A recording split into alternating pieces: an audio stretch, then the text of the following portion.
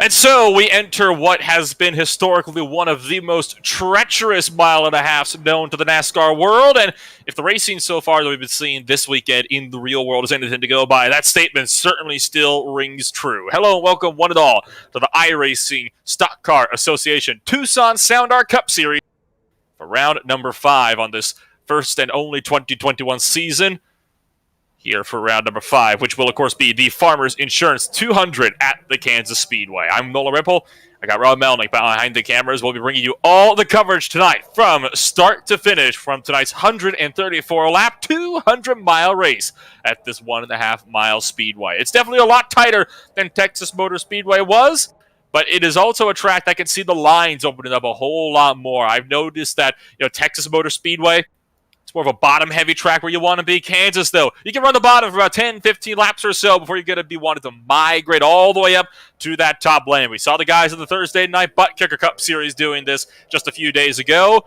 Like there'll be a similar story here tonight from the Kansas Speedway. So it should be overall a very entertaining race for us here today as qualifying is presently underway and just 1 minute remaining in this 5-minute 2-lap qualifying session. John Mustian Jr. up on provisional pole for now, the only driver to break into the 29.6s all session long, as a matter of fact, even in practice, the only drivers to have a 29.6 second time. So it looks like that 27 machine, he could be a serious contender for a race win here tonight. Chris Johnson, current leader in the points coming into today, sits second place for the time being on the grid. Of course, there is still a little bit of time, though, for that all to change. Of Martin Bourquet manages to put in a good time. Currently, Bourquet sits about 11th fastest, trying to improve on that time. He's got a 30.675, about 0.3 off the latest driver. A 30.445 improves on the time, but he will not improve on his overall standing on the starting grid. It is an 11-car grid getting set to rumble away from the Kansas Speedway here tonight. And with just about 15 seconds remaining here in qualifying, I'm going to take a quick step away and want you to listen in to the United States of America National Anthem, and we'll be back in just a few moments.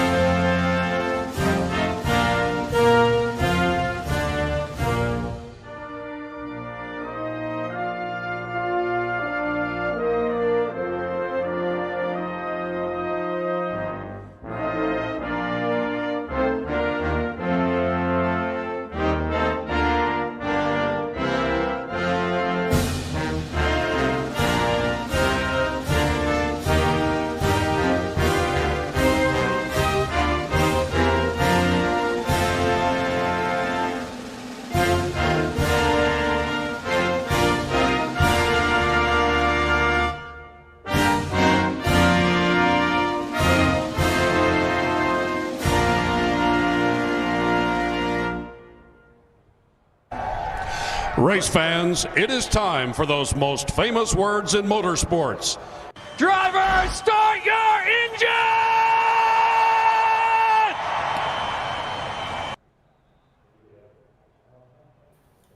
So starting us off on pole position here from the Kansas Speedway for the Farmers Insurance 200, it is John Mustian Jr. with a 29.698, the only driver to break into that 29.6 second range. Chris Johnson lines it up beside him on the front row. Johnson looks to have yet another good race to continue to work his way up in that points lead and extend the gap back to P2 in the points. Wayne Grossi sits in the third position. Very rarely do we see that number 7 car so far up on these grids, but good to see him starting up at the top 2 rows. Kyle Labrie is down in 4th. Super Cup Series playoff driver, of course. And then you got Paul Olson down in 5th place with Kenny Powell in 6th to round out the top half of the field. Frank Flores sits in 7th place with Adrian Watts down in 8th. Gary Adamson and Joshua O'Connor sitting 9th and 10th on the grid with Martin Bourquet rounding out the 11-car field, about half a second behind your pole sitter's time.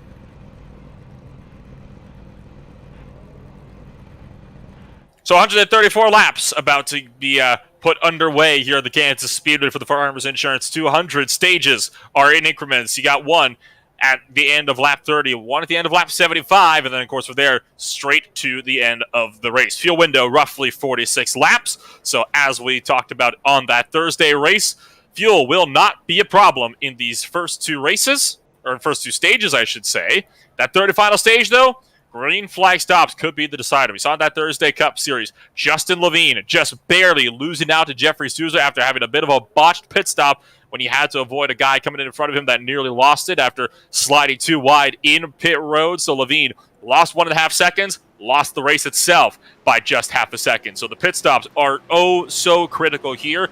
As for the weather, 78 degrees Fahrenheit out there on the circuit, 65 degrees in the air. Winds blowing off just a little ways to the west at about 5 miles an hour. So relatively calm winds that the drivers to contend with. And you can see 46% of humidity as well. Partly cloudy skies. Time in sim currently about 2:18 p.m. So the field of 11 cars strong, rumbling away behind that iRacing safety car. We get set to go racing from Kansas Speedway.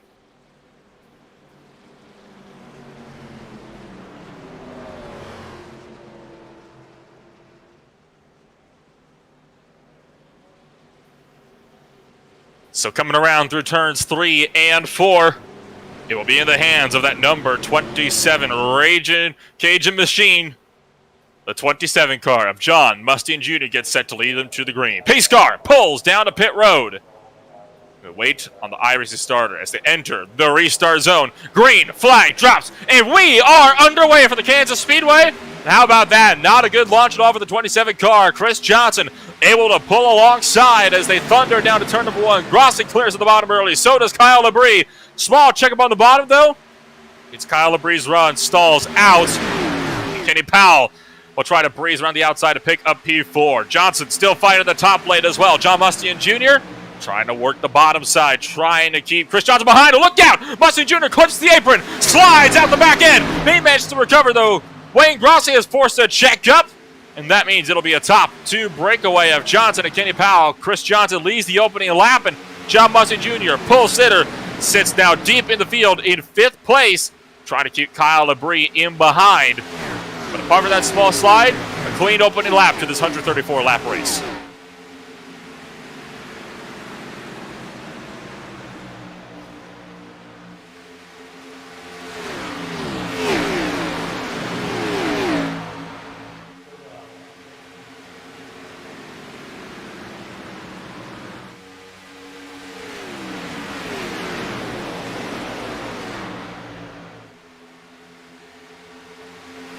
So a relatively clean start overall in this race as the field once again thunders down the back straightaway. You can see Wayne Grossi kind of looking towards the inside line. And that was going to be on defense as John Mustian Jr. looks set to mount his charge back up to the field. Going to make that pass on Grossi, put himself up at a P4. It's worth noting, though, that inside lane, it is only going to work for so long. We have to migrate up to the top lane and run that Larson line right by the wall. Grossi once again look for the bottom.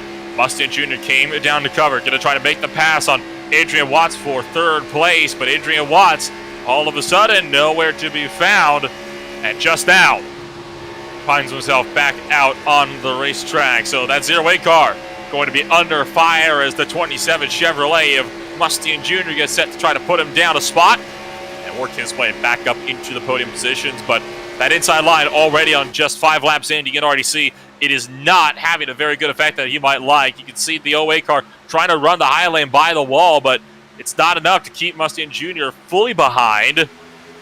So you see Mustian Jr. looking for the inside every single corner, trying to have some kind of charge, but so far, those runs have not gone anywhere. How about Kyle Labrie going to be trying to work his way up in the front line machine to put Wayne Grossi down in place?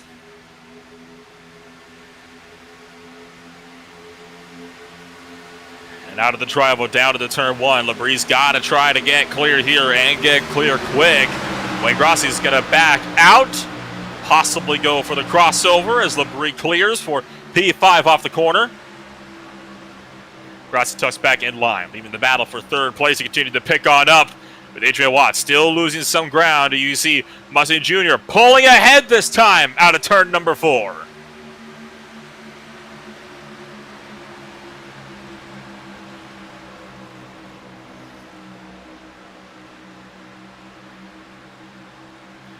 As they run side by side, here comes Kyle Labrie, going to make it 3 wide out of turn number 2. Adrian Watts is able to pull ahead, and Labrie under fire from Mustang Jr. on the top side. And how about Joshua O'Connor starting to work his way back into the mix of things? O'Connor kind of had a slow start to this race in the Coors Light number 39. He's been doing a good job so far trying to work his way up and pick his way through the battles as they go side by side up in front. The crossover from Mustang Jr. as Labrie pulls the slide job. The 27 car down the inside into turn number 3. But he's not going to be able to carry the momentum around a corner exit. Labrie pulls ahead.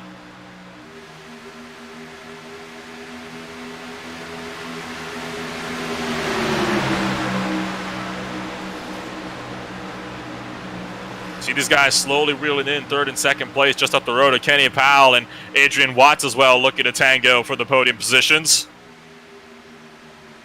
And all this allowing Chris Johnson to pull away with a lead of over 1 second so far. How about Watts really ripping the top side from Kenny Powell? Powell trying to enter in the middle line to try to keep both lanes covered. Didn't quite work though. Watts going to make that dive around. I believe that will be second place gain now for Watts. We can carry this momentum around through 1 and 2. We're at that range where the bottom falls away and all the run comes to the top side. And sure enough, that'll be the case. Look at the speed difference from Adrian Watts down the back straightaway. Kenny Powell is just a sitting duck on the bottom. He's going to try to fight this one from the low side. But there's just nothing doing for it.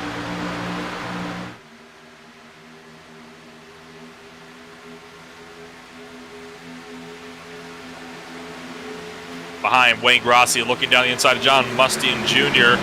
Grossi started the clutch and coast just a little bit. Grossi, of course, not doing this to save fuel, doing that to try to rotate the car a little bit more, get it turned into these corners a bit better. And just there, Powell finally ducks in line back behind Kyle Labrie.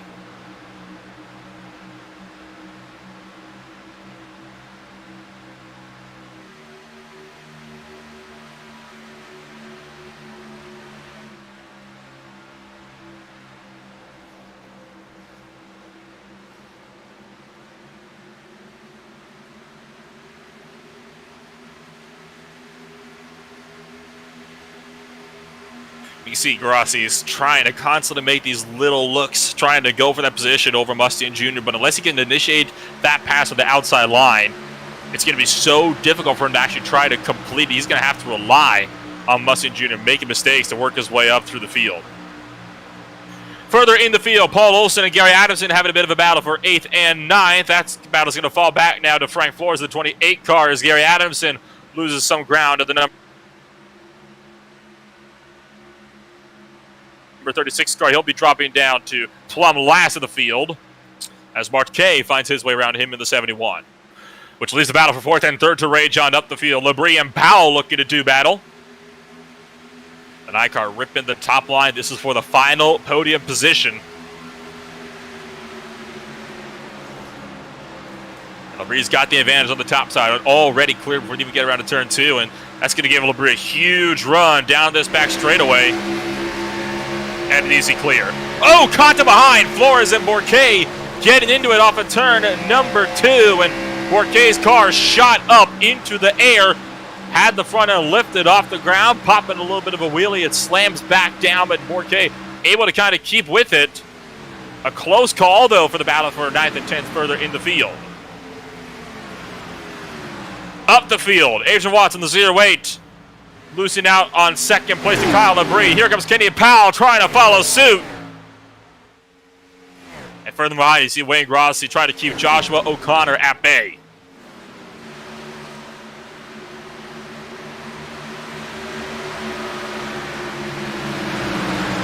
See how close that Adrian Watts is running up to that outside wall. The 08 car definitely wanted to utilize as much of the side traffic and get out of that wall as possible to gain him every little hundredth of a second of time off of these corners.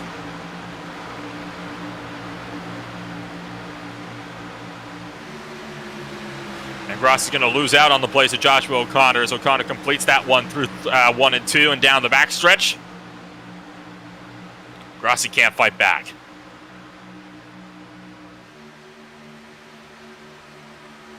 "14 laps to go in stage number 1 before our first competition of 2 on the night flies.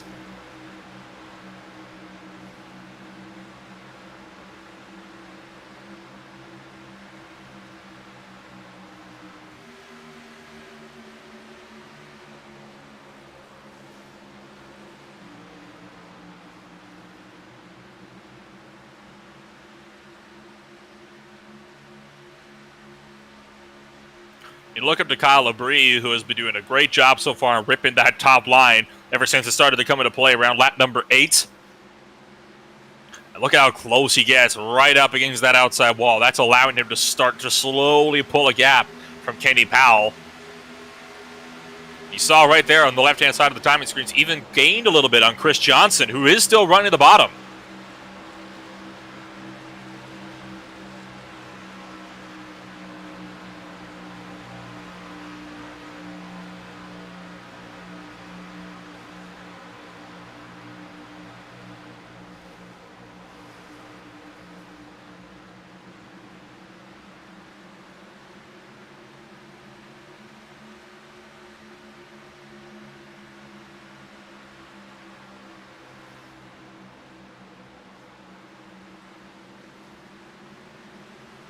Mustang Jr. currently kind of sits in a little bit of a no-man's land. He is down in 5th place. You see the battle for 6th and 7th between O'Connor and Grossi looking to pick on up behind.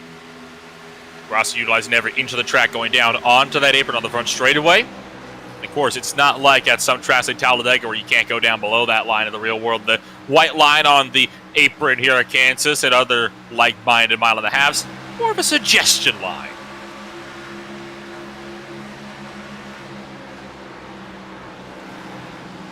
And O'Connor on the bottom side. O'Connor onto the apron. The 39 car coming to pit road. This is an interesting call here from the 39 Ford Mustang. I did not think we would be seeing green flag pit stops in stage number 1. The fuel window is about 46 laps. There's no reason why he should have to come on down to make a pit stop unless he thinks he can gain all that time back on the tire life. You do have 5 sets of tires total you can use, 4 plus the one you start on. I question why you'd want to use a set, though. Only 20 laps to 134-lap race. And he is taking tires. It is going to be a tire stop. 4 tires and fuel for Joshua O'Connor. Meanwhile, on track, Kyle Labrie going to lose a spot here, potentially to Kenny Powell. Powell makes up the pass into P number 2. Labrie tried to keep him behind, couldn't fight him, and I think Labrie might have actually caught the wall. He's got quite a bit of damage on the left-hand side, particularly on the left front. And in fact, he did not clip the wall, but you can see that damage right there on the left front. So he clipped on the right front, excuse me. So he clipped the wall at some point. But he did not clip the wall on the last run that made him lose out on the spot. Look further in the field, Adrian Watts and John Mustang Jr. starting to get even closer for Ps 4 and 5. Or at least they were until John Mustang Jr. completed that pass, which was done coming around through 3 and 4 on that last lap through. Adrian Watts not able to defend. Of course, it is worth noting, I do believe it is Joshua O'Connor that is that 1 lap down now, who is back out on course, it's worth noting. Keep eyes on O'Connor, see what he does. Obviously, he is the lucky dog driver at the moment, but I still question why he'd want to come down pit road about halfway through a 30-lap run.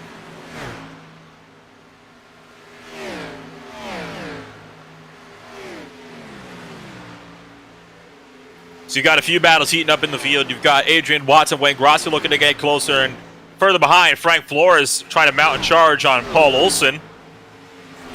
The battle for 7th and 8th. Flores has been steadily getting a little bit closer in the last few laps. See Olsen having to go defensive down the inside of the back straightaway that last time by.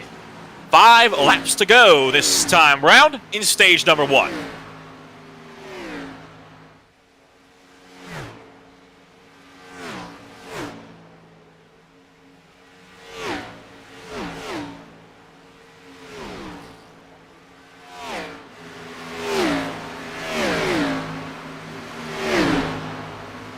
And Olsen losing a big chunk of time to Flores that time around. I feel if Flores had tried to run the top lane, probably wouldn't have been able to get around Olsen there and 1-2 that last time through.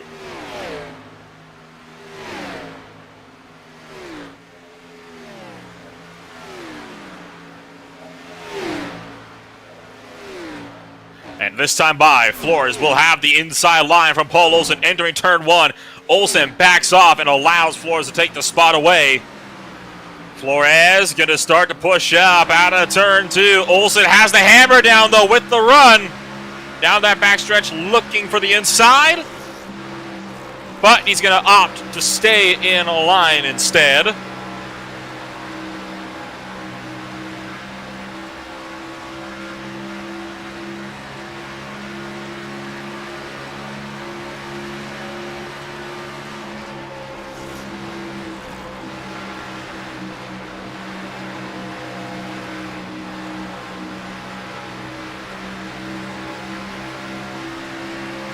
This time around, out of turn number 4, pit road is now closed with 2 laps to go in the stage.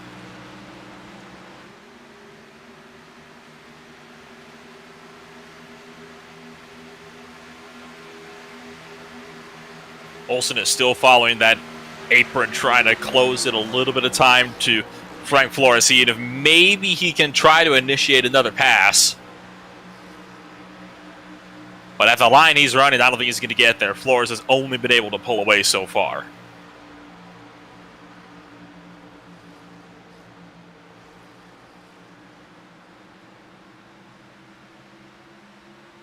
Starting the final circuit this time by for Chris Johnson.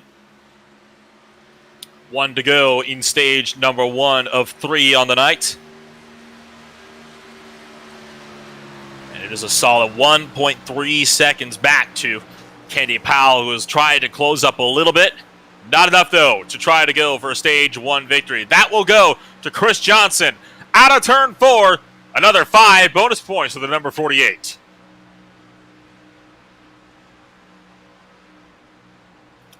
That will leave, of course, Kenny Powell in 2nd, Labrie 3rd, Mustian Jr. 4th, Adrian Watson 5th, Grossi 6th, Flores 7th, Olsen 8th, Bourquet 9th, Gary Adamson in 10th, and Joshua O'Connor rounds out the 11-car field, 1 lap down. So with caution number 1 for stage number 1. Let's take a quick step away. We'll be back in just a few moments.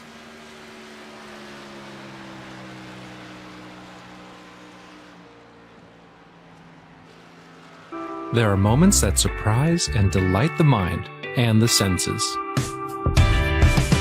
Introducing Sound Art, the world's first truly customizable, concealed, flat panel art speaker system. A revolutionary combination of incredible sound delivered from your most meaningful pictures. When art and technology intersect, there is a seamless blend of creativity and function. Come alive in the streetlight, pulling at the stars in the moonlight. Every time I feel you close. With Sound Art, anyone can print their own artwork or pick from numerous licensed artwork that we have. The possibilities are limitless. Enjoy beautiful and amazing sound throughout your home. The entire surface of your artwork generates incredibly robust sound. Your art never sounded so good.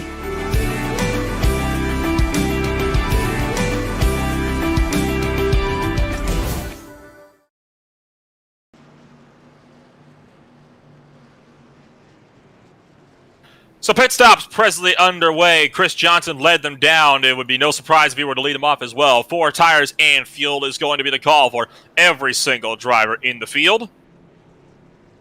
And some more information, by the way, on Joshua O'Connor's pit call. He thought it was mandatory to come down pit road like it was last week because of the fuel. Not the case. So it ended up just being a bit of a misunderstanding. And how about Kenny Powell besting Chris Johnson out of pit road? I think maybe just barely. I have to get a word on that to see if that was actually going to be the case. If they're going to swap spots, we'll find that out here in just a second. But for now, under this caution period, we'll see if we can't dial up our Stage 1 winner here on the day. We're going to bring up Chris Johnson, see if we can dial up the number 48 Gas and Go driver. Chris, this is Nolan up in the booth. You got a copy? Yes, sir. Well, you come home and win stage number 1, but Kenny was starting catching near the end there. Were you just trying to play it safe?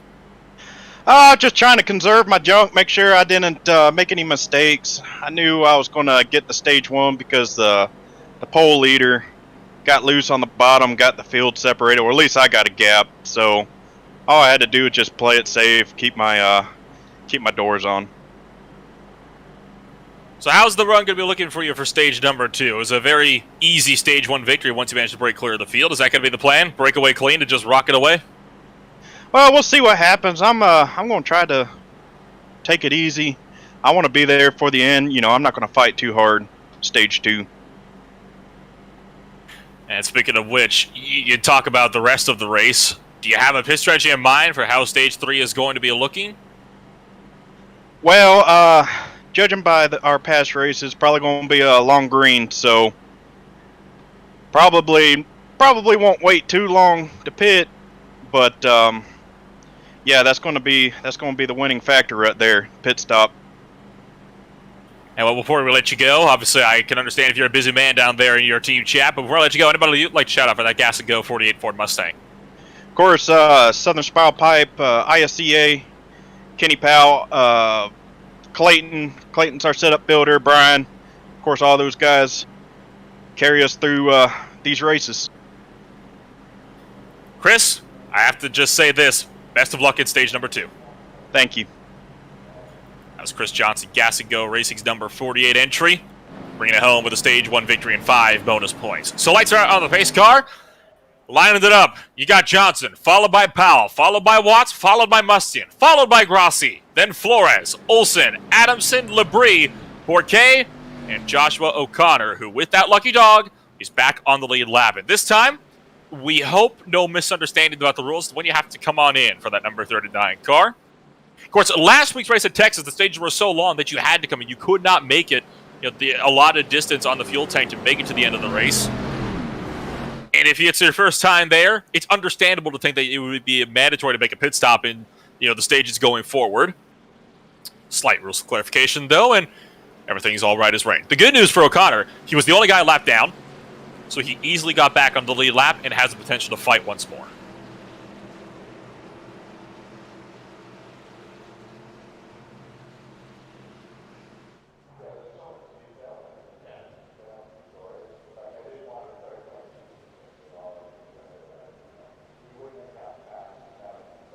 So coming around turn number 4, pace car pulls down to pit lane.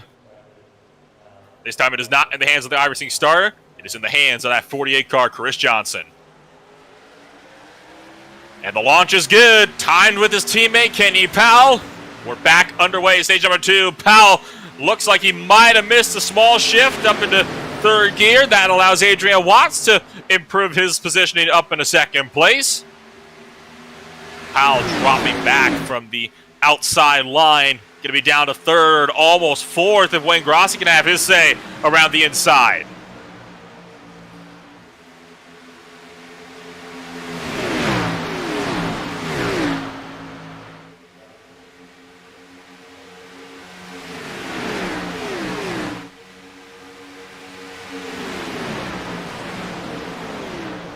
So Johnson leads the first lap back to green in stage number 2, and Wayne Grassi still working on Kenny Powell, trying to pull ahead before the outside line really kicks in, but you can already see losing significantly time down these straights.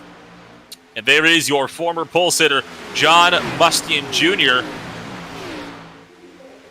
A 27 car was looking good on the start. He was the only driver in qualifying to log a 29.6 second time. But immediately out of the gate in turns 1 and 2, clipped the apron, got loose, gets a bit sideways there as well. Loses time to Kyle Labrie, so he's been trying to regain on lost time so far, and he's been driving a bit aggressively to get up there. And so far has not really been able to mount the charge I think he would have liked to retake those lost positions.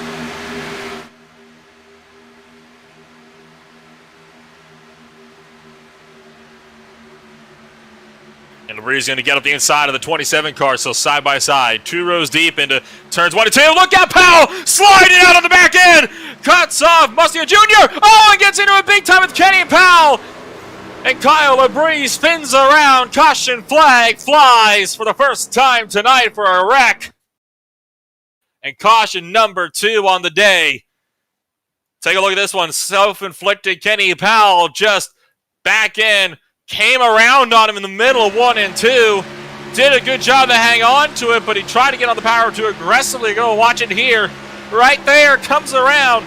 Manages to save it, but off of 2. It comes around again, and poor Kyle Labree nowhere to go in the Frontline Esports number 9 entry. Tough luck for the 24 Gas and Go driver. The good news is no major damage on either car, just some smoked up tires and no damage that Labree didn't already have before. Right on board the number 9 car here. This foul come down once. Labree got him inside himself, and then just nothing he could have done.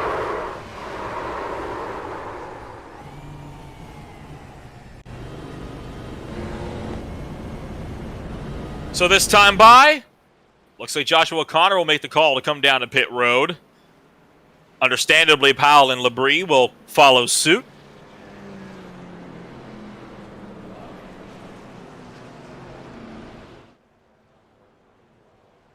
So caution number 1 for an actual incident of the night. Caution number 2 overall. We'll take a quick step away, and we'll be back for the restart.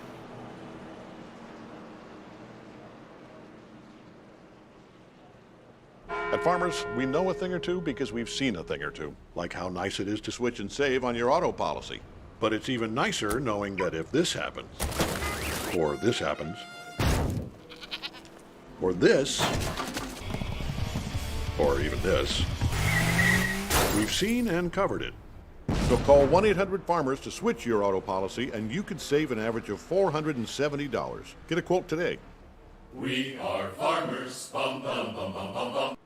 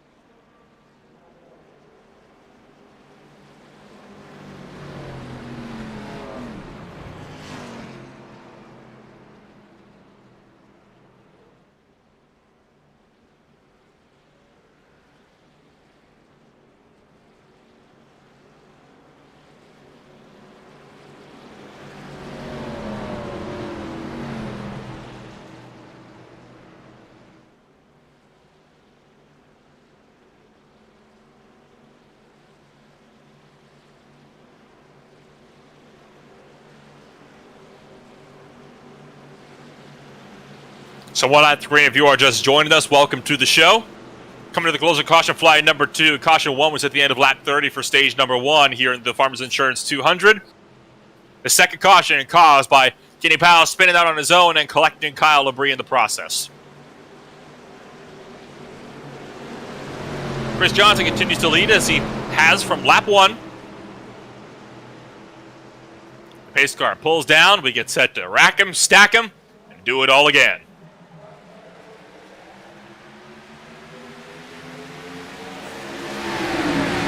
And already Labree looking for the inside line, trying to make it 3 wide. Coming into turn 1, and it will be 3 wide. Powell going to cover off the 9, though. And that is not going to go out too well for Kyle Labree, so a hectic restart deeper in the field. But up front, Chris Johnson trying to hang on to his lead. Wayne Grossi trying to charge up the bottom. But he's got Adrian Washington on the outside line. How about Adrian Watts? Started P8 on the day, worked his way up to second, and he is going to be ready to threaten Chris Johnson to go for a race lead.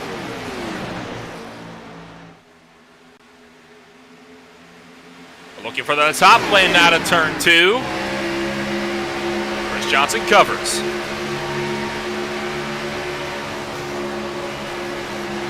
Don't count out Wayne Grossi just yet. That number 7 car has got some serious potential to be a contender before the end of this night.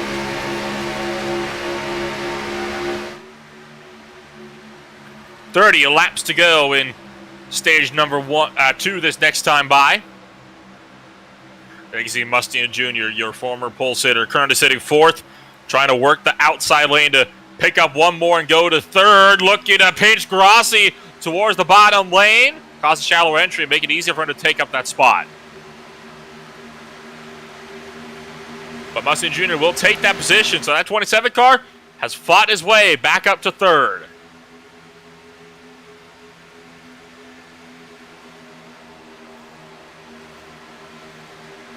Look at how daring that car gets with the outside wall, just pushing right up alongside of the corner entry.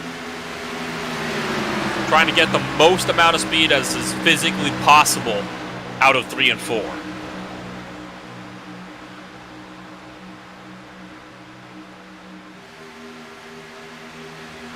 Further down, Labrie and Powell, the 2 drivers that were caught up in the wreck, were just going side by side for a little while off of turn 4. But Labrie has opted to tuck in behind Kenny Powell.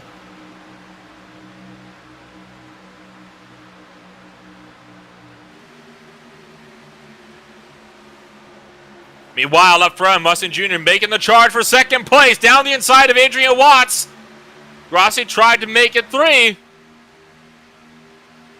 And Mustian Jr. can really hurl one down the inside of Watts into turn 1. He might just get him.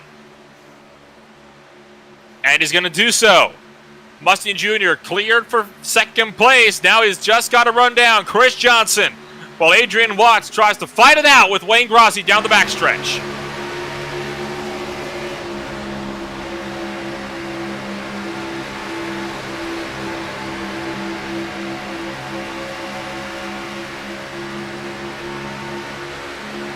Watch out for that 7 pushing up as well out of these corners. It's a very easy thing to do when you're running that inside lane. We saw that cause quite a few issues in the Thursday night race.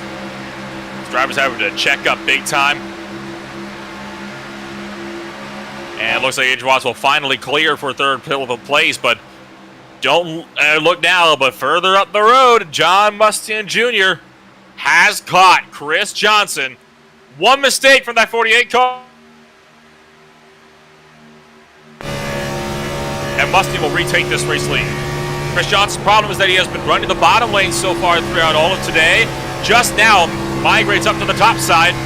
A bit too far up though. Mustian Jr. able to dime it off the corner and pulls alongside for the race lead into turn 3.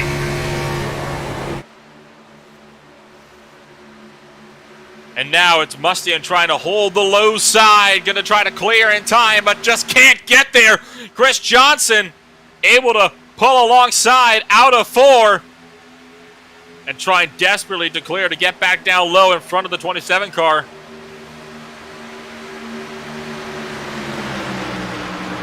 Johnson's going to have to pull out all the stops here if he wants to keep John Mustian Jr. at bay, but he's able to pull out just a bit further from the outside down the backstretch, but it's not enough to clear. That's the key factor. He has to get up there enough that he can potentially clear for the position. And just there, finally manages to chop across the nose down the front stretch. And how about Wayne Grossi getting mount in charge for 2nd place as a result of Mustian's checkup now? Goes down the inside for 2nd place. Here comes Kyle Labrie. Where did the number 9 car come from? Paul Olsen washes up wide off the track, and Kenny, looks like Frank Flores going to work his way up into the top 5 as well. A lot of drivers that were not a contest at stage number 1 now starting to really do battle here in the top 5.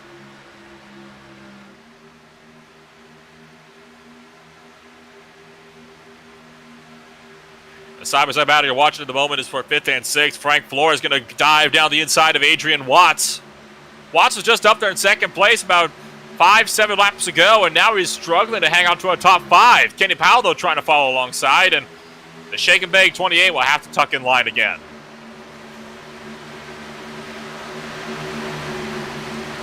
Oh, Powell thinking about 3 wide up the middle, but there's no space to make it work. has to kind of scramble to avoid making door-to-door contact with Frank Flores.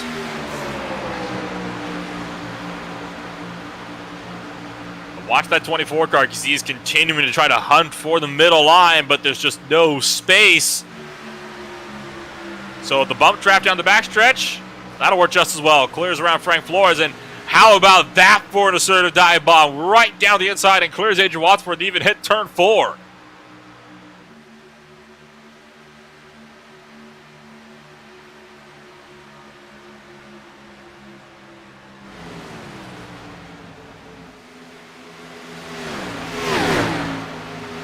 Looks like this battle might, well, just as I say that, watch out for Adrian Watts having to really back out to avoid hitting the wall. Olsen's going to pick up one. And now that leaves the battle for second and third. Mustang Jr. trying to fend off a charging Kyle Labrie. Started to lose a bit of time up to Chris Johnson as well. No doubt Labrie wants to get through to try to run down that number 48.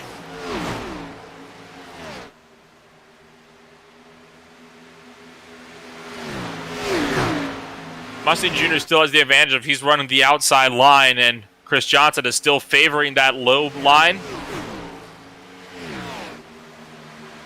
But he's also got to worry a little bit more about Kyle Labrie, who is definitely looking to be the quicker of these two, just in behind him.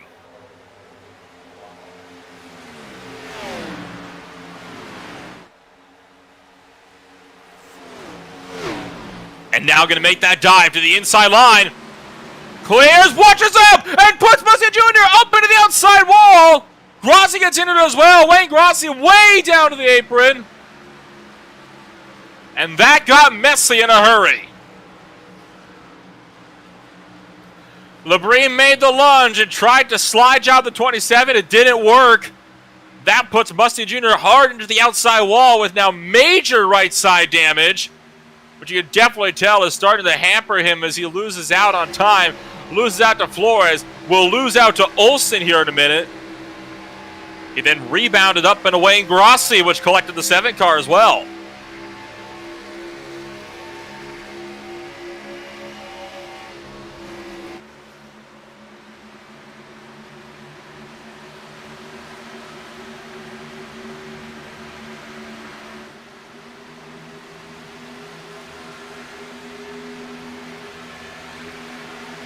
So unfortunate for John Mustang Jr., who was looking so strong. Had the serious potential to try to get his lead back. If it's any consolation, though, he does have one more stage caution to go in about 16 laps.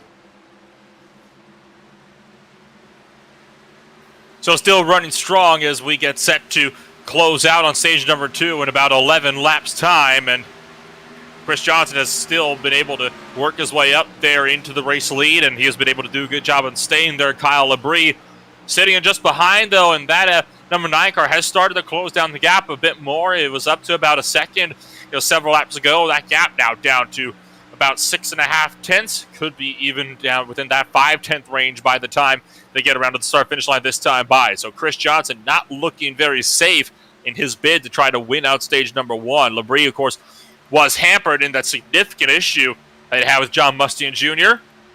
And just as I called it, 5.5 tenths, making half a second now into turns 1 and 2. And Labrie is trying to limp a wounded bird home. He's got some damage on the right rear of his machine as a result of that major contact that forced Mustian up into the outside wall.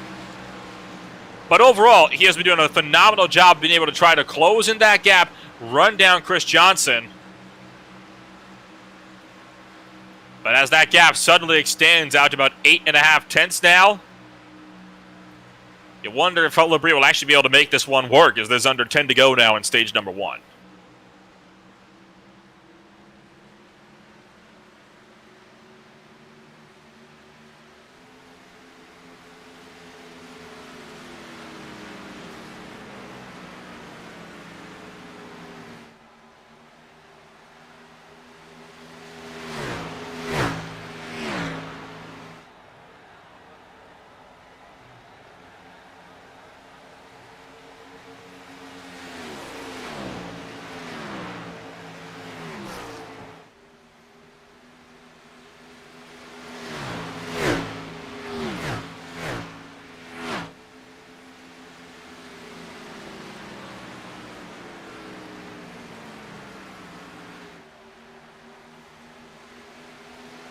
You still see Kyle Labrie trying to work on closing in the gap.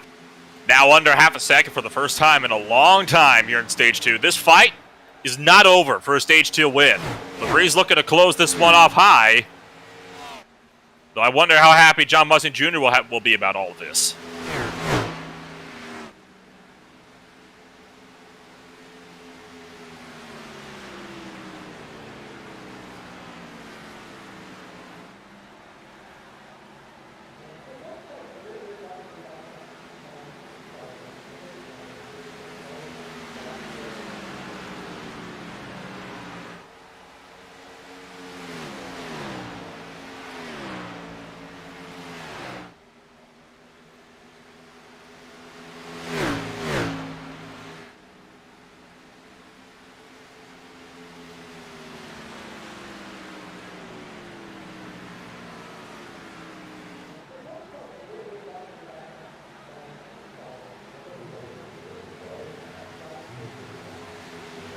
Five laps to go in stage number 2. Labrie continues to kind of fluctuate around with the gap. It was down to just 0.3 of a second a little while ago, but recently that gap has extended back out to about half a second. It's kind of bouncing back and forth at the moment between which driver is quicker depending on what lines are being taken.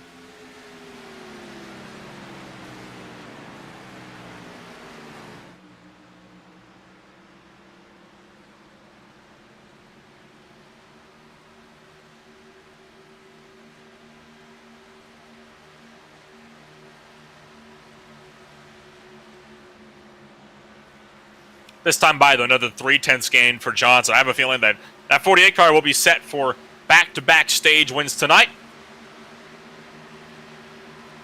So you can see the rest of the field very much so spread out across the order. The closest actual grouping of cars is actually with John Mustian Jr., who you're seeing right now, along with Adrian Watts, Wayne Grossi.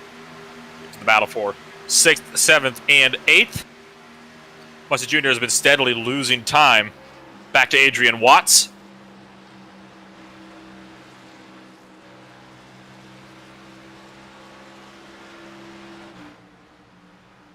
And interestingly enough, Kenny Powell no longer on the racetrack. We could have a new P3 driver here. Powell, you can see, disappearing from the timing screens on the left-hand side. And in fact, this could very well be connection problems for the number 24.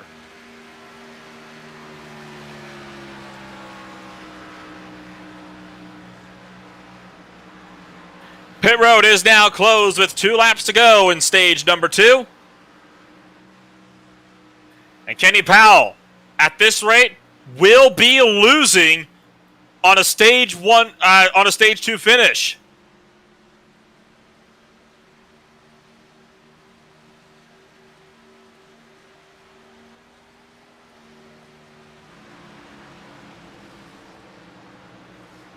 So rounding the track for the final time in stage number 2, Chris Johnson. No contest through turns 1 and 2. And down the back straightaway. Just has to navigate turns 3 and 4. And just like that, Kenny Powell, connection issues, sees him now out of the race as Chris Johnson takes home a stage 2 victory. Battles on for 5th and 6th, though, between Mustang Jr. and Adrian Watts. Watts looking for the inside. Gonna pull alongside as they come off of turn number 4. A drag race to the line. Sees 5th place go to Adrian Watts for the stage.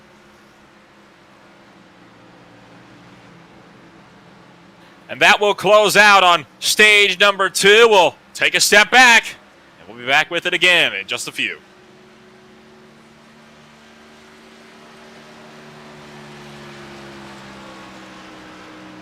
At Farmers, we know a thing or two because we've seen a thing or two, like how nice it is to switch and save on your auto policy.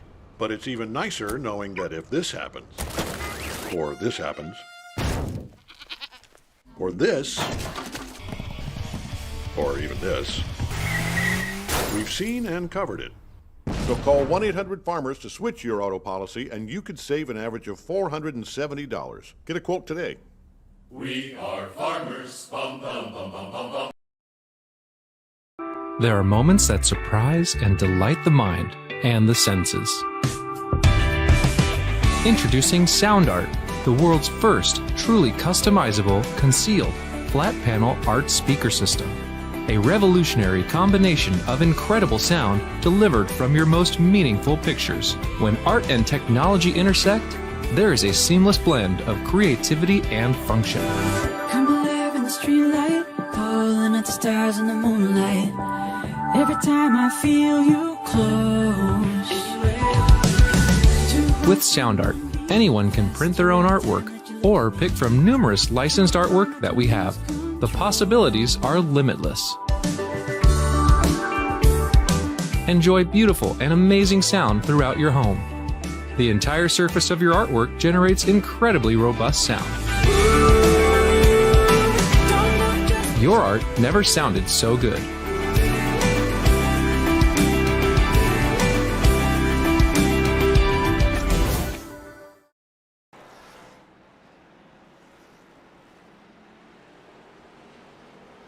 So pit stops are complete as to be expected. Chris Johnson led the way down pit road. He leads the way off pit road. Wayne Grossi is still sitting in pit road with John Mustang Jr., both drivers working on repairing damage as a result of an earlier incident involving P2 finisher in the stage, Kyle Labrie. And speaking of Kyle Labrie, we're going to see if we can't dial up your stage 2 runner-up, Kyle Labrie. This is Noel Rempel up at the broadcast booth. You got a copy? I do. How you doing, Nolan? I am doing just fine, though your car looks like, at least on the rear end, it has seen better days. And I have to address the elephant in the room, Kyle. What happened between yourself and Mustang Jr. over there in 1 and 2? When you're having to run follow the leader, you're having to make a dive. I committed to the dive. When you throw sliders like that, especially with people you're not familiar with and whatnot, it gets a little hairy. But middle of the corner wasn't on exit. I felt that there could have been a small lift or a tap of the brake to cross over instead. He hits the rear end of the car, not the door. So I think I had the right move, but it just didn't work out. Well, whatever the case, you still find yourself in a second place finish, and you're looking to be catching Chris Johnson in the latter stages of the race at 1 point down to 0.3 of a second. You reckon you can have a go at him for this for the overall race win? Now that I don't have to fight through traffic to burn the tires up, I think I got a better shot. But any imperfections with this 550 package and the aero in the car, it definitely hurts it. I'm fighting damage, so we'll put on the best show that we can. I couldn't ask for anything more. Do you have any idea on how pit strategies will be working so far for you throughout the course of the night? I'll tell you if there's any cautions. I know it didn't work out for me on Thursday. Pitted about 3 laps too soon, trying to get a win. So that's definitely being kept in my mind. We'll see how it plays out. If there's any cautions, it's going to definitely throw a wrench in everything. And well, Kyle, as always, thank you for joining us up here in the booth. But before I let you go, who helps you to get it done to that Frontline Esports number 9 Mustang? Dan Shamoon makes rockets over there, putting out absolutely phenomenal sets. Just had nothing better to do on a Saturday this week, and Kenny allowed me to get in here for today. So definitely thank Kenny for putting on the Saturday show. But hopefully we can bring the Frontline 9 up to the front. And thank you, Kyle, for taking the time to join us up here in the booth. Congratulations on a P2 finish in stage number 2. Best of luck going for that race win. Thank you, Nolan. That was Kyle Labrie in the Frontline Esports number 9 entry. And he will be sliding up on the outside line. So when we come back to that green flag, it will be 55 laps remaining. These drivers will be about 11 laps short on the fuel.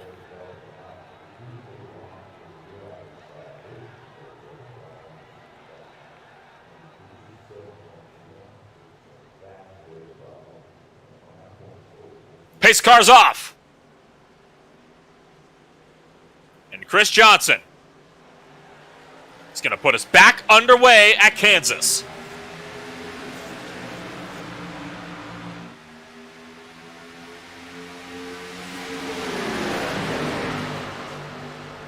And Frank Flores cutting off Adrian Watts from the middle line. It's a checkup on the inside. That allows a huge run for the outside line.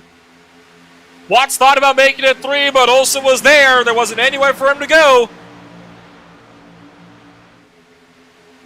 So now Flores is kind of trapped in no man's land here. He is up and fourth, going to be going down the 5th, though.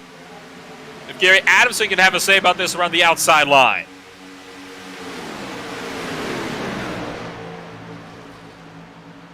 Up front, it is a top 2 breakaway. And Flores is going to drop 2 out of turn 2.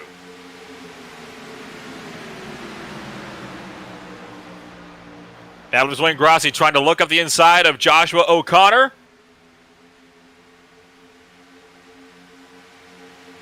And John Musson Jr. collected in that earlier incident with Kyle Labrie. Just a little ways off, trying to work up some lost ground.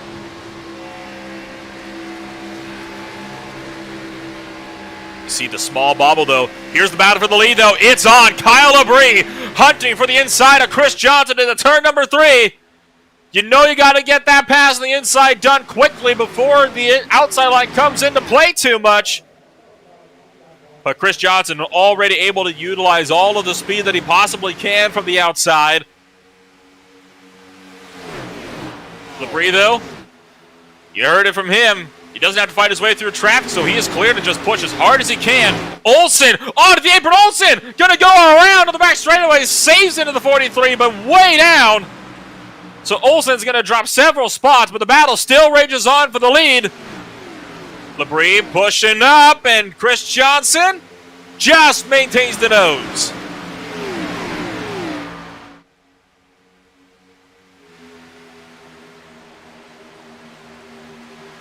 And just there, finally, Kyle Labrie clears for the race lead. Chris Johnson looking to cross over. And wasting no time, the 48 car back down to the inside in turn 3.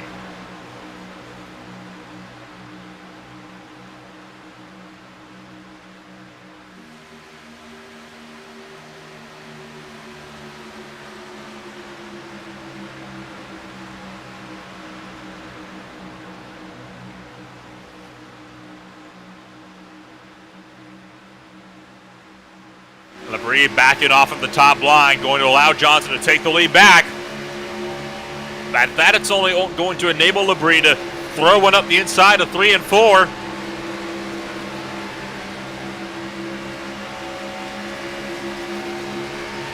And Labrie goes back to the point.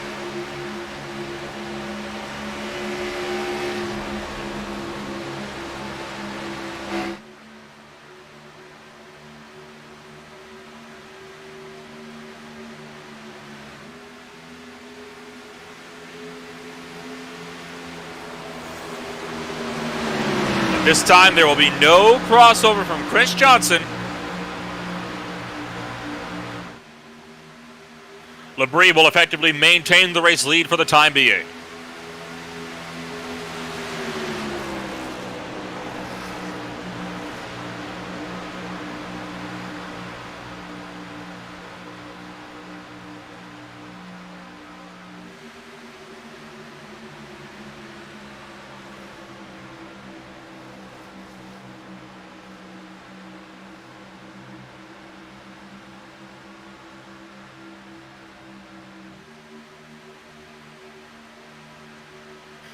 Further behind, Mustang Jr. is still working on a couple of drivers. He's currently trying to put Kenny Powell down a spot behind O'Connor. Mustang Jr. did not get all of his damage fixed under the caution. He's still fighting some damage and gets turned by Powell up into the outside wall, and the caution flag flies. And Mustang Jr. thought he was clear, and instead gets turned across Powell's nose and the caution waves. Second caution of the night for an instant, fourth overall. And watch it here, John Mustang Jr. took the blame immediately. His spotter said clear. He was anything but. You see Kenny Powell just in the shadow, working the top side. Mustang comes up, and Powell just had the nose in. And Mustang Jr. gets turned to the outside wall. Powell's missing the front clip because of that.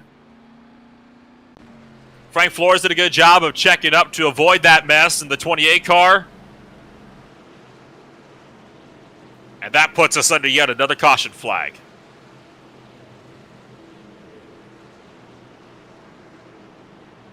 So will there be takers to pit road? The answer is yes. In fact, everybody going to be making a trip down pit road, save for Martin Bourquet.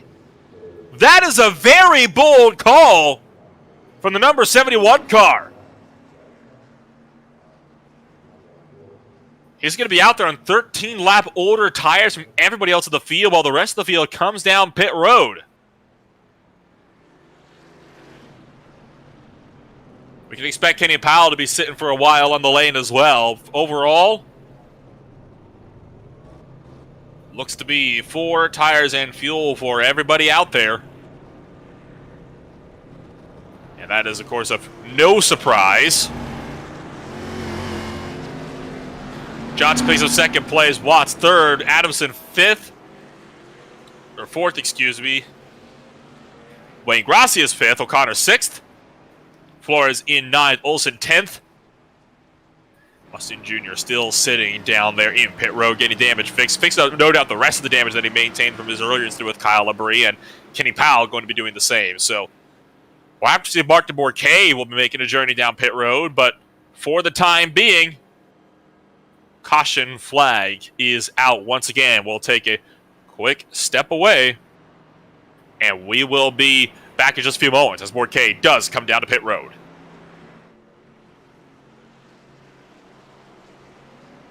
At Farmers, we know a thing or two because we've seen a thing or two, like how nice it is to switch and save on your auto policy. But it's even nicer knowing that if this happens, or this happens, or this, or even this, we've seen and covered it. So call 1-800-FARMERS to switch your auto policy, and you could save an average of $470. Get a quote today. We are farmers. Bum, bum, bum, bum, bum, bum.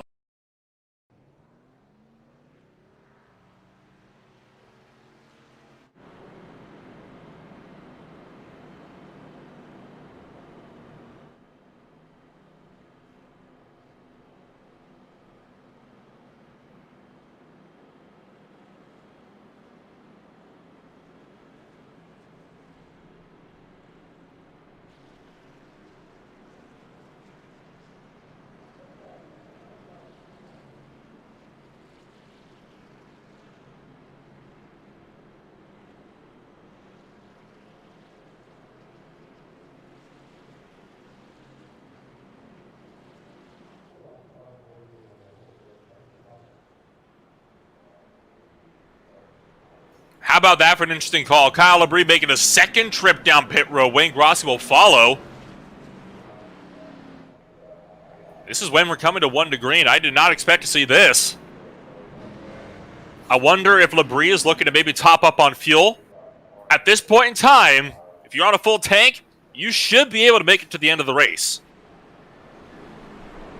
So this will end up being a heads-up grudge match from here.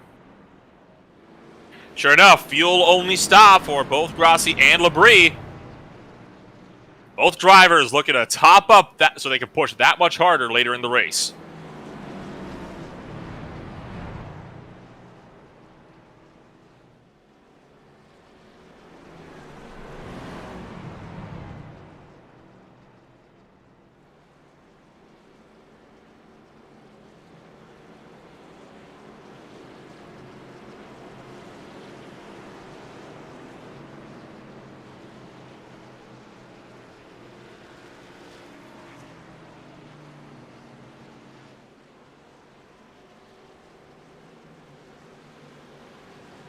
And we'll come around 3 and 4. That move for Labrie to come down and top up with Grossi puts Chris Johnson on the front row with Adrian Watts outside of him.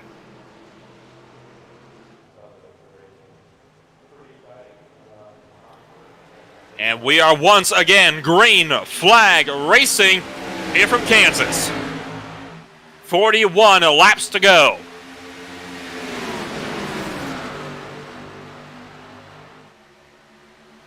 Johnson clears for the lead. Adamson up the inside of Watts through turn 2.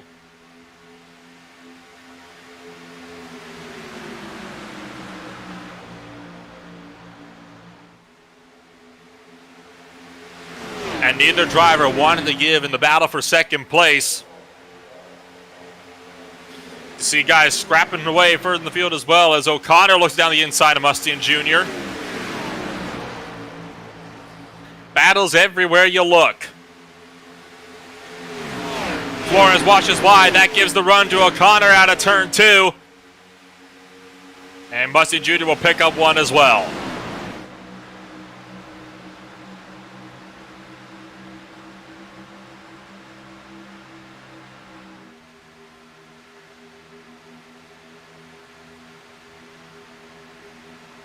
So the top 3 break away. This battle you're watching now is the first one side by side throughout the field, and it's costing these guys major time to the guys in front. Mustian Jr., watch it. You're not clear just yet. O'Connor pulls away around the outside.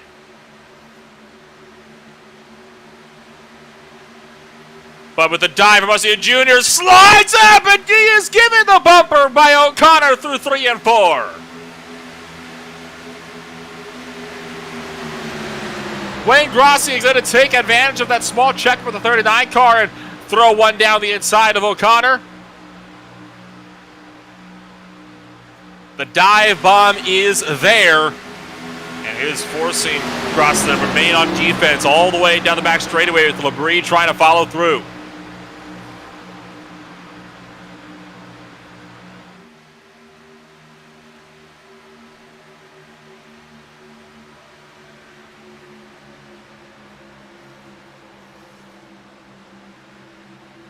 How about the crossover from O'Connor on Wayne Grossi? Grossi washes up, and the 39 car gets his nose in.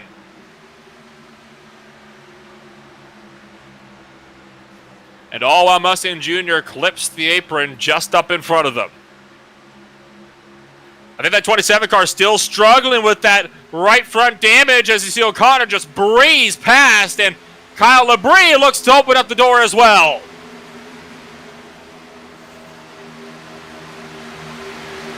And Labrie gets clear of O'Connor. Now the number 9 car has got to try to pull everything he can out of that machine to try to hunt down Adamson just up the road. You can see the gaps there, about 2.5 seconds separating Labrie from the next closest driver.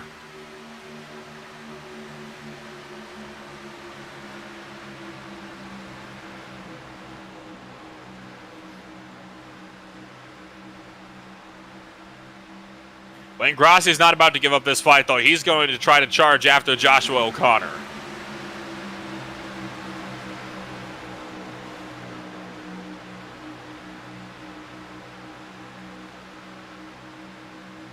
Rossi slides up, forces O'Connor up to the wall.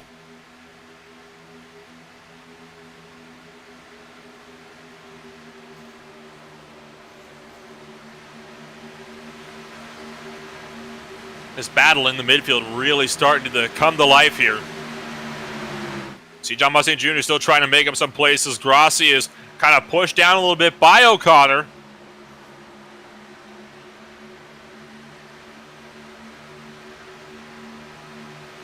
And just there, O'Connor finally gets clear out of turn 4.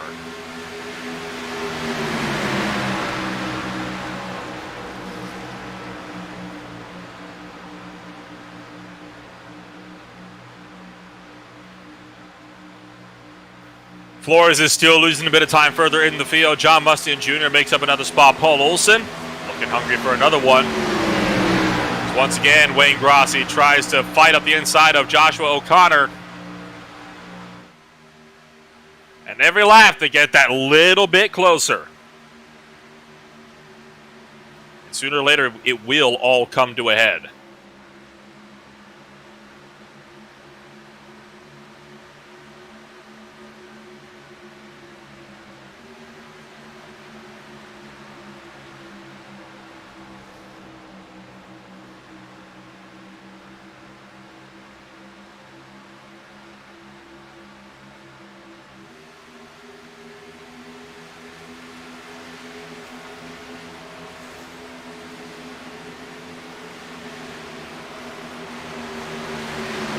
Still remaining side by side. This battle for 5th is keeping everybody all the way back to about 9th and 10th place, and nice and close and ready to capitalize if something goes wrong.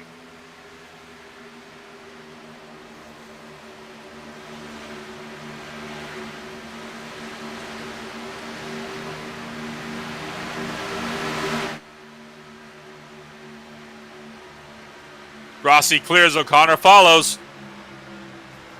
Flores looking for the outside from Mustang Jr., but Olson is going to find one instead on the low line.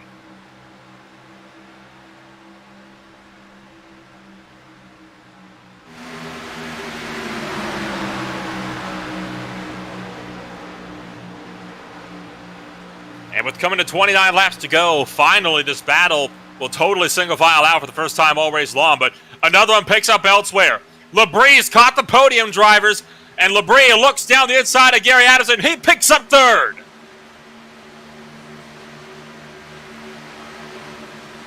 So Labree up into P3 and looking to charge down Adrian Watts.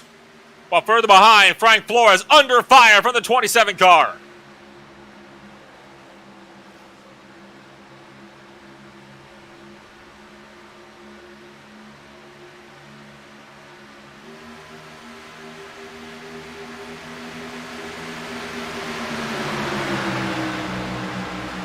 Flores is able to get just clear enough. And we'll try to look for the inside of O'Connor, but just can't get there. He'll have to wash up. You see these guys starting to snake down the back straightaway towards turn 3.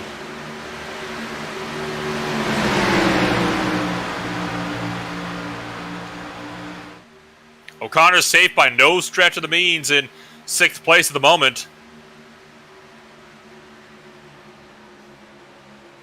And there it is, Flores up the inside. But there just is no run at the moment.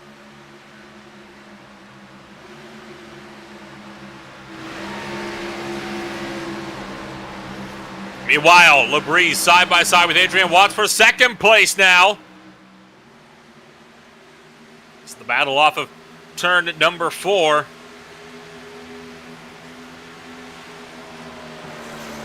And Labree clears. That's P2. Just one more to go, and that's Chris Johnson.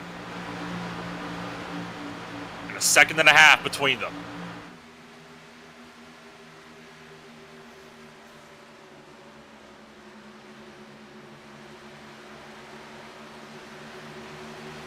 Joshua O'Connor is under fire from Paul Olson, and further behind him, you got Bourquet trying to make a run on John Mustang Jr.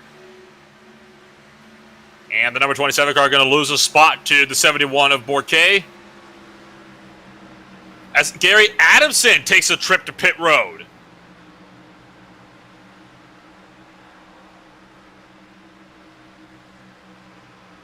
Interesting call from Adamson, who took a 4-tire stop.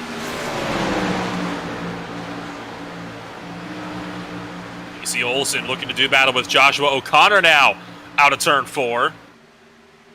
And this is now for P6, I believe. Make it. It is still for 6th. I was not mistaken.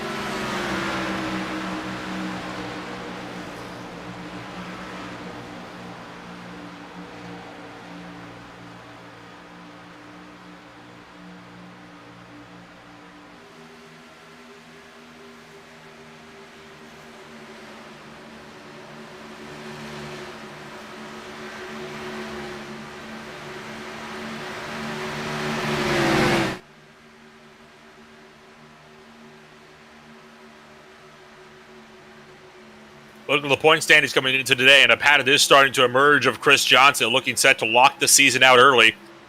Already has 4 top 5s out of the 5 starts he's made on the season. Getting set to get his first win on the season, though. Kenny Powell is 26.5 points back. He's gotten 1 win already in the season. However, he will not be able to go for a second win today, as he is effectively out of the race. Powell is getting set to lose a lot of points. Got Flores in 3rd. Flores himself is running in P5 at the moment on track, 3rd of the points. And here there's only 1 point separating himself and Robert Pattengale. But Pattengale, a no-show for the 2nd race in a row. Matt Tyrrell, also a no-show from tonight, P5 in points. So is Wachinski. Pedro Henrique is not here. Olsen is here, so Paul Olsen looks to maybe leapfrog a couple of places.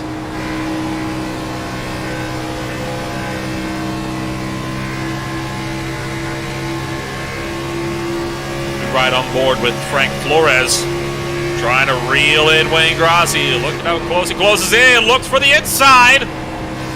Flirts a little bit with that apron and is looking to chase Grassi up the track. He is fully alongside, wanting to complete this pass into 3 and 4.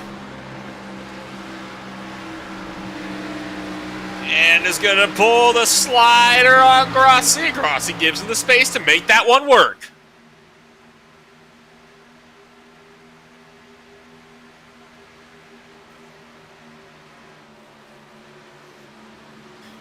And with under 20 laps to go, it is worth noting that Labrie has not been able to close in the gap up to Chris Johnson, I think, as much as he would have liked. It's about 1.3 seconds at the moment. See, 19 laps left on the day. There's so far been a good 6 lead changes among about 2-3 drivers. 4 total cautions tonight as well. 2 for crashes and 2 for stage cautions. Coincidentally enough, the same number of cautions we had just a few days ago on Thursday race.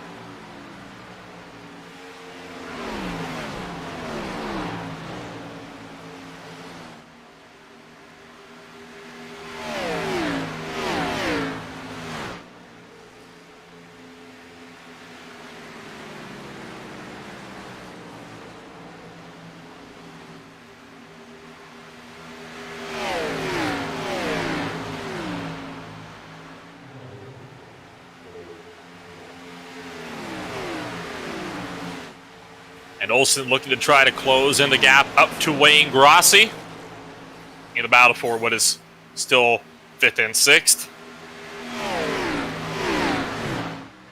And it will be a crossover from Olsen as Grossi slid up. Bit too far out of the turn to exit. Olsen hunts down the inside, and he'll pick up a 5th place now.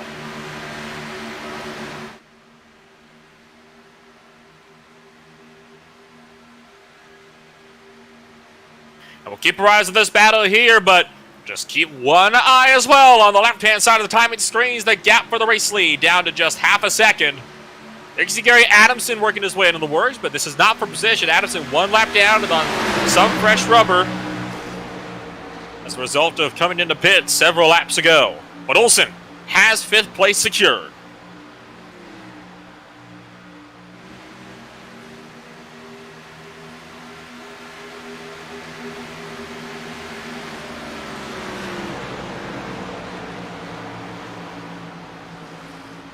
Whoa, and Olsen slides up. Look out, Grossi. Had to scramble up the track, and Olsen giving Wayne Grossi his thanks for not running them over.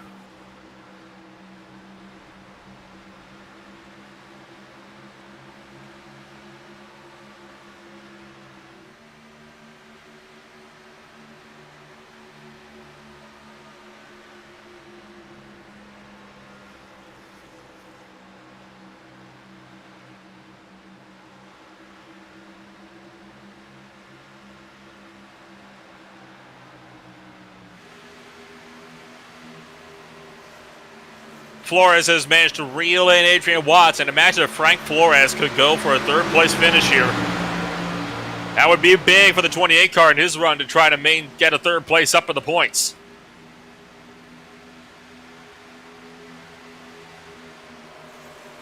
Adamson will have a word to say, though, from the bottom side, and Gary Adamson forced to back off.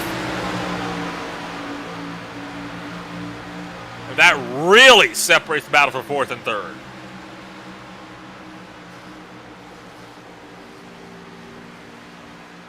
Ten laps to go.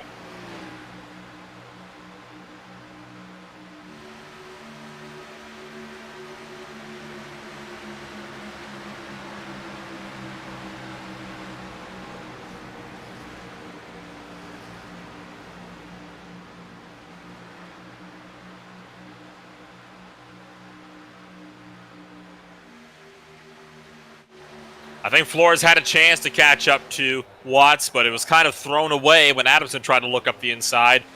So you look to the battle for the lead. Chris Johnson has been steadily losing a bit more time back to Kyle Labrie. The gap down to 0.4 of a second now. 1/10 quicker last lap by for Labrie.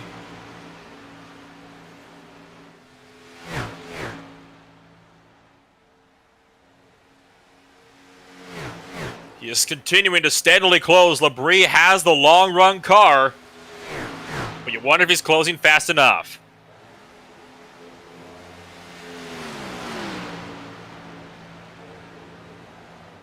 Almost dead even the last lap by.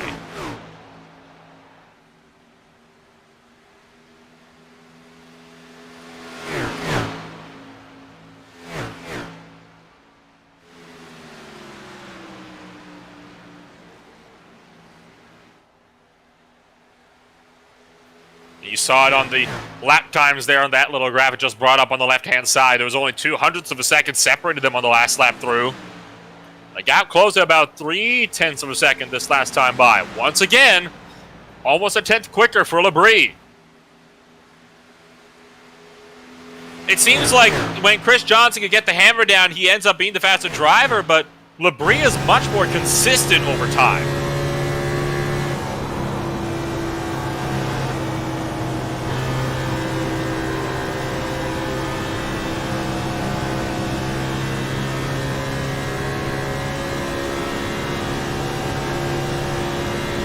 See 3.5 tenths and just closing in so much down these straights. Under 3 tenths, first time we've seen that since Chris Johnson broke away. But the dirty air, as a result of this package, is what's kind of keeping him at bay. Johnson's migrated to the top lane, which is where he needs to be. This is a fight to watch at the end. There's another battle on track, and it is for 4th place, though. Frank Flores has lost so much time to Paul Olsen. And this means Olsen has a serious shot on being able to find his way up the inside of that 28 machine, or around the outside panel where he wants to go with 5 laps to go.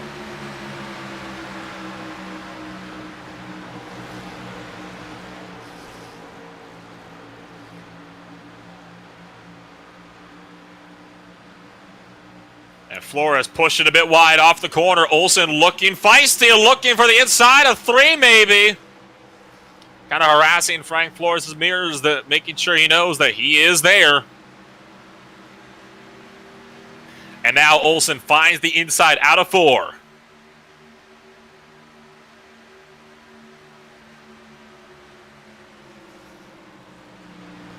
Oh, closing right up to the door. Flores trying to side draft Olsen through 1 and 2, and that's a great effort there from Frank Flores. Pulls Paul Olsen back in the line behind him. 3 laps to go.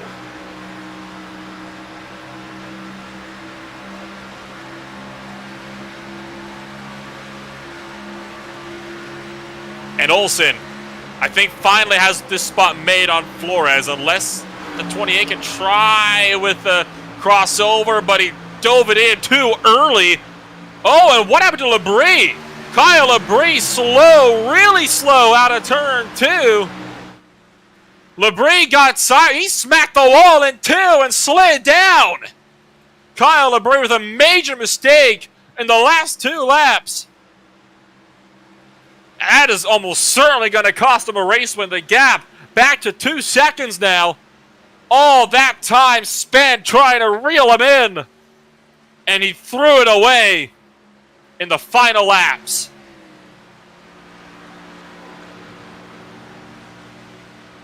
So Chris Johnson starts his final trip around, and he has got no pressure from behind him.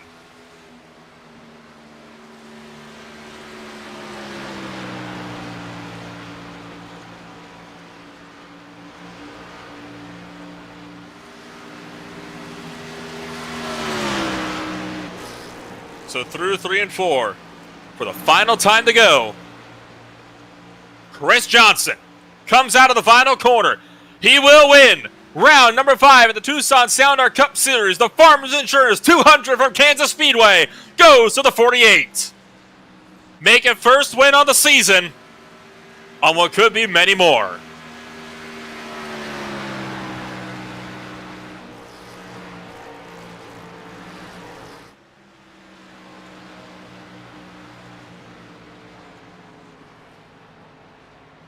What an effort from the 48 team. And with the final car crossing the line now, let's take a look at your official Tucson Sound Art post-race results here from the Kansas Speedway. It is Chris Johnson taking victory by 2.3 seconds over Kyle Labrie. Adrian Watts is down in 3rd place with Paul Olsen in 4th. Frank Flores in 5th. Wayne Grossi 6th. Joshua O'Connor in 7th. Martin Bourquet in 8th. Joshua Mustian Jr. in 9th, the last car on the lead lap, with Gary Adamson rounded at the top 10. Kenny Powell not finishing this race, 49 laps down after getting into it with John Mustian Jr.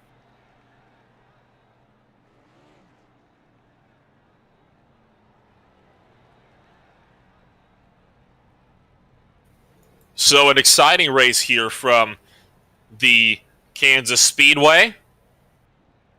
And we are going to see if we can bring up a couple of the drivers and give them a bit of a chit-chat tonight. And since it looks like we've only got P2 ready at the moment, we'll start things off with your 2nd place finisher on the night. Kyle Labrie joins us up in the broadcast booth. And Kyle, it was looking so good. You were certainly trying to run Chris Johnson down, but I guess some things aren't meant to be.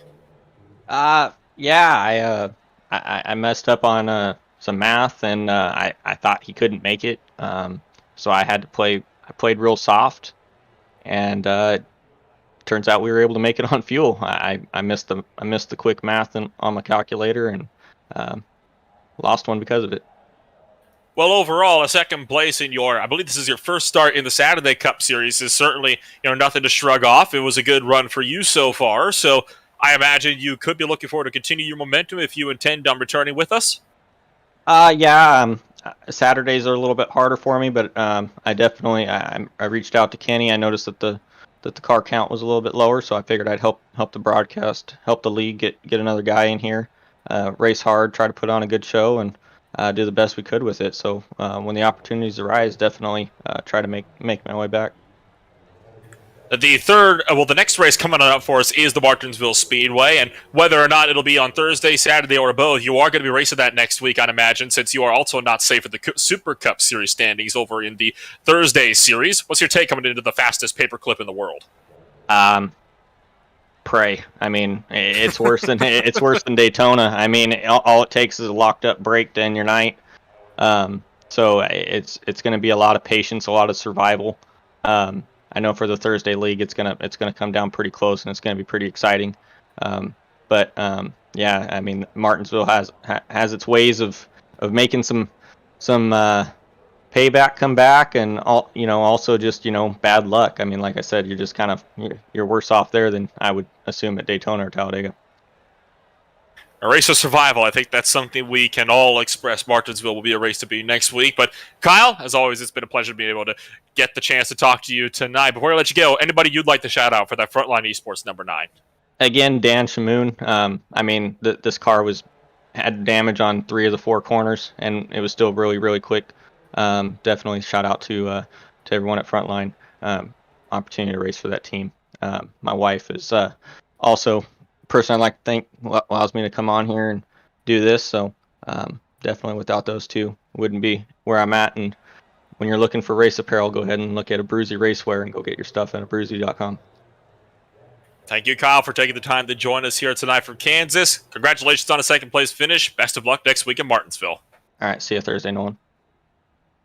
That was Kyle Labrie bringing it home in second place on the night. We'll save the best for the last, and we'll move down to Adrian Watts in a third place finish. And Adrian, most spots gained for you on the day. Started 8th place, and you find yourself finishing 3rd place on the podium. Yes, sir. The car was pretty good on the short run, but it wasn't really doing what I needed to do on the long run. So 3rd start in the series for you, and also 3rd top 5 in a row. So I imagine at this point in time, you're looking to potentially have a run on getting up into the top 10 of the point standings by the end of the season, I'd imagine. Oh yeah, that's the goal, and just want to stay consistent and keep getting better, and I think I can do it.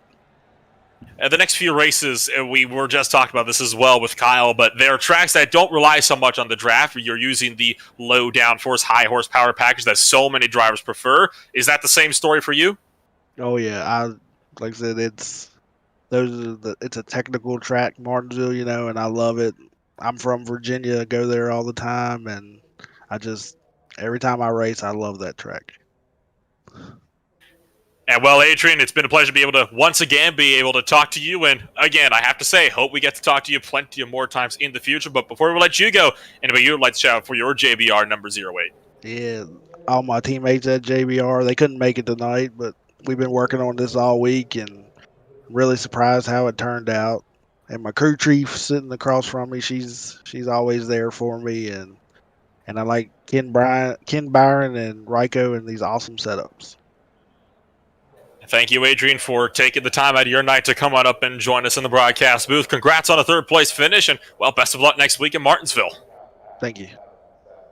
And that just leaves one more driver. Chris Johnson joins us up in the broadcast booth. And, Chris, your first win on the season. Kyle was looking to hunt you down. I imagine you breathed a sigh of relief when you saw him fade away in the background with 2 to go. If Kyle didn't make that mistake brushing the wall, he would have got me. I would have ran out of fuel. So a close run for you then overall, I think it's worth saying. Yep. About 3 to go. I was short on fuel. I was going to be maybe half a lap short crossing the line. If Kyle did not brush the wall and lose that much time, I clutched the whole back stretch, the whole front stretch to save that extra fuel. And when I crossed the line, I had 0.3 left, estimated laps. So I was out. And for you, it's looking good with this win to be able to extend your gap in the points lead. You swept the race. You started second place, won both stages, won the race. So you're going to have a lot more than a 26.5-point gap going forward. Does that mean you can kind of sit back and relax a little bit more in Martinsville next week? No, I mean we got some good guys in here. If Kyle continues to race, he's another threat. There's always threats being added to the roster, and you can't sleep at night. You can't go easy at no times. I mean, you're always going to have that threat sitting in the closet. So I'd imagine then the goal for you when you come around to Martinsville, instead of kind of just taking it a little bit easier with that gap, you want to keep your guard up. I imagine you're going to try to go back-to-back here. Yeah, first thing, go out there, get stage points, make sure you're there for the finish.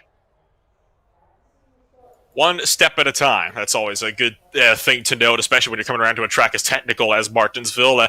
Well, Chris, once again, pleasure to have you on up here with us. But we'll let you go. Who helps you to be fast at that number 48? Of course, our setup builder Clayton, he built a rocket this week. I mean, it's probably one of the fastest cars I've driven.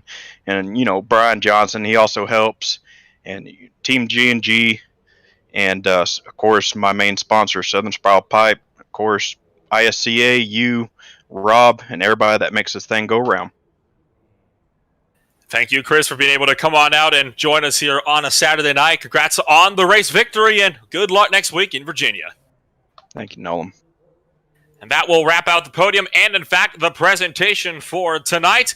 I've been Nolan Rempo, bringing you all the coverage from start to finish with Rob Mellick down behind the cameras, and that will be a wrap for us here for the Farmers Insurance 200 for the iRacing Stock Car Association Tucson Sound Art Cup Series here for the Kansas Speedway. We'll see you next week when it's time to go short track racing.